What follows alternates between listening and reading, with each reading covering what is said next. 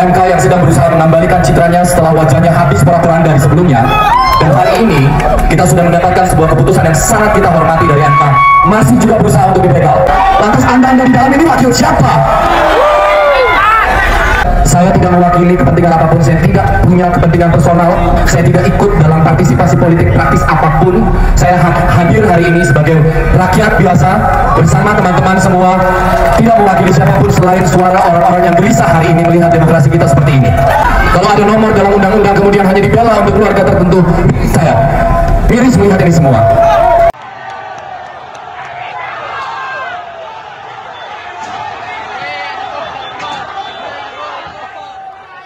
Kami tampilkan kembali pemirsa detik-detik di saat masyarakat atau pengunjuk rasa yang terdiri dari mahasiswa, para buruh, dan juga organisasi masyarakat ini merobohkan pagar bagian belakang dari gedung DPR RI. Ini terjadi beberapa saat lalu pemirsa, dan ketika pagar tersebut dirobohkan mereka mendekati pagar yang roboh tersebut dan kembali juga melemparkan sejumlah barang dari arah luar ke arah dalam gedung DPR RI. Aktor Reza Rahadian yang kita ketahui dia juga tidak termasuk dalam lingkaran parpol ya, dalam lingkaran partai ya kan. Dia ingin menyuarakan tentang RUU tentang pemilihan ya kan, kepala daerah ya kan, yang ambang batas usia itu bisa diikutsertakan minimal dari umur 30 tahun ya kan. Ya kenapa kayak gitu dibuat RUU baru dari pemerintah? Karena ada yang mencalon ya kan, diduga mencalon dari keluarga para penguasa ya kan. Sebelumnya salam hormat kepada Bapak Jokowi yang saya hormati, yang saya selalu dukung selama 2 periode beliau yang menjabat ya kan. Jadi di sini saya lihat DPR yang selaku ya kan perwakilan rakyat, malah DPR itu sendiri ya kan yang memperlancarkan RUU ya kan, undang-undang baru ya kan.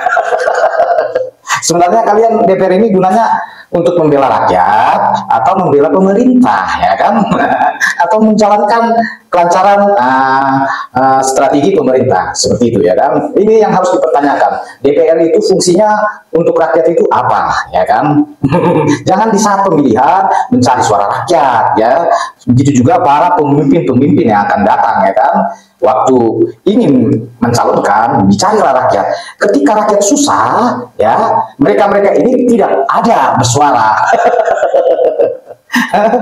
Gimana nih sekarang pemerintah ini ya? Jujur ya, baru kali ini ya saya sudah hadir di dalam pemerintah Bapak Soeharto. Baru kali ini ada presiden turun-temurun dari anak ya, ingin menjadi kepala daerah ya, atau bahkan kayak Gibran juga menjadi wakil presiden seperti itu. Saya tidak iri, tapi keadilan pemerintah ini untuk mensejahterakan rakyat itu gimana sih yang sebenarnya ya kan?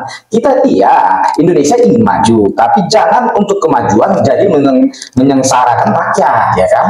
Ya jelas ya kan, dalam pembangunan itu kan butuh biaya ya kan. Untuk apa kita terlalu cepat ambisi untuk menjadi negara maju tetapi dikorbankan rakyat, sementara rakyatnya belum sejahtera ya kan. Banyak negara-negara maju itu mereka membangun negaranya itu supaya lebih maju, rakyatnya itu udah berkembang loh ya, udah memang makmur ya kan, memang sejahtera ya kan.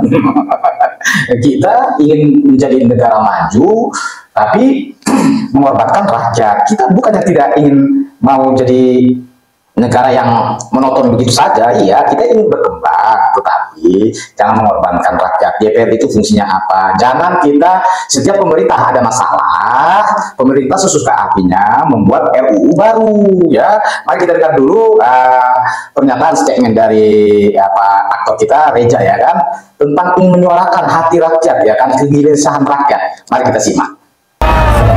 Kita semua, teman-teman semua, selamat siang. Semoga masih tetap semangat.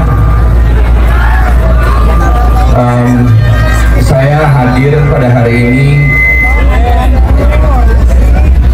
karena sesederhana saya selalu cenderung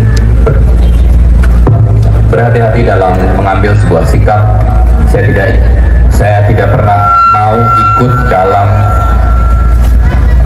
kontestasi politik saya tidak ikut campur dalam urusan pemilihan dan lain-lain, atau jadi kubunya siapa adalah hal yang paling saya hindari.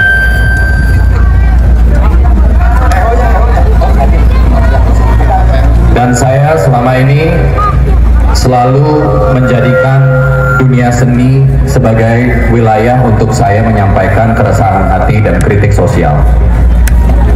Tapi hari ini saya sudah tidak bisa lagi berhenti diam. Saya tidak bisa tidur tenang di rumah.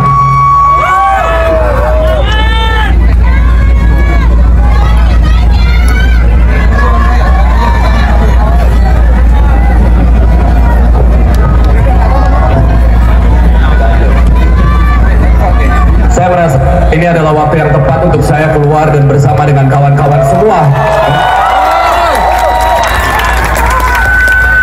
melihat bagaimana MK yang sedang berusaha mengembalikan citranya setelah wajahnya habis porak-poranda di sebelumnya, dan hari ini kita sudah mendapatkan sebuah keputusan yang sangat kita hormati dari MK, masih juga berusaha untuk dipegal, masih juga berusaha untuk dicegal.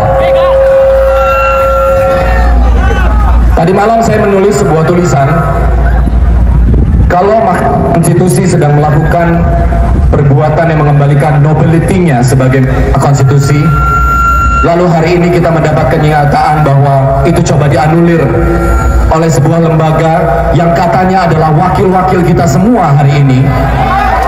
Lantas Anda di dalam ini wakil siapa?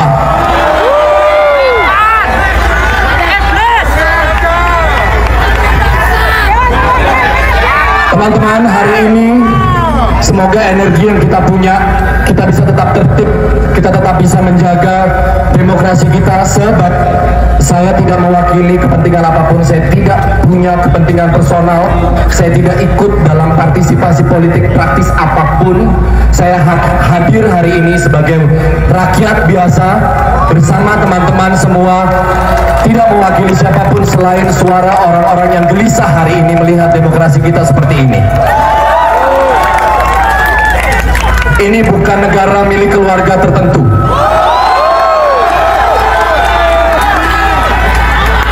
Kalau ada nomor dalam undang-undang kemudian hanya dibela untuk keluarga tertentu, saya miris melihat ini semua. Dan hati teman-teman semua yang ada di sini, semoga kita bisa mengawal ini terus. Kita sudah melihat tadi pagi jam 9, kemudian ada keputusan menunda 30 menit, lalu kemudian ditunda. Mudah-mudahan memang inilah yang harus mereka lakukan. Tidak ada keputusan itu bisa lahir hari ini.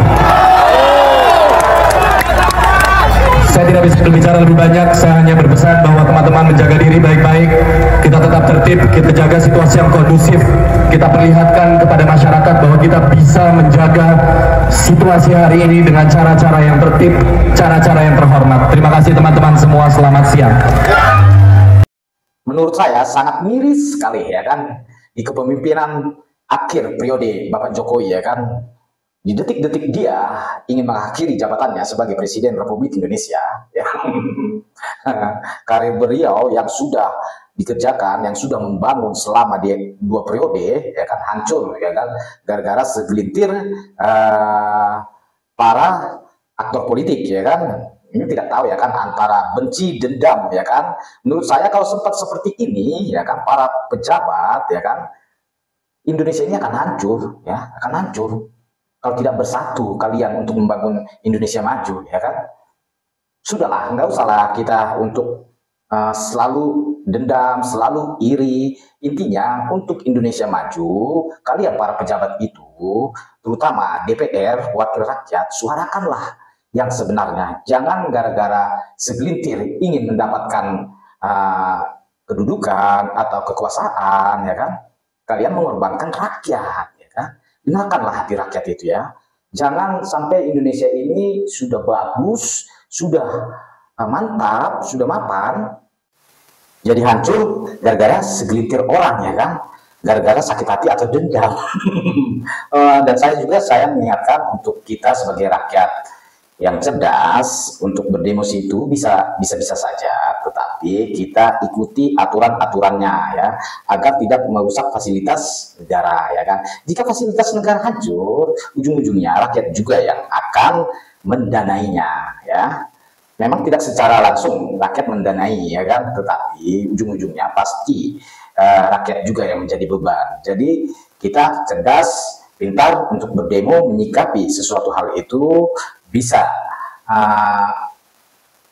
memberikan pendapat kita dengan secara matang, secara pintar, cerdas untuk menyikapi sesuatu hal yang belum mungkin terjadi. Seperti itu. Salam NKRI.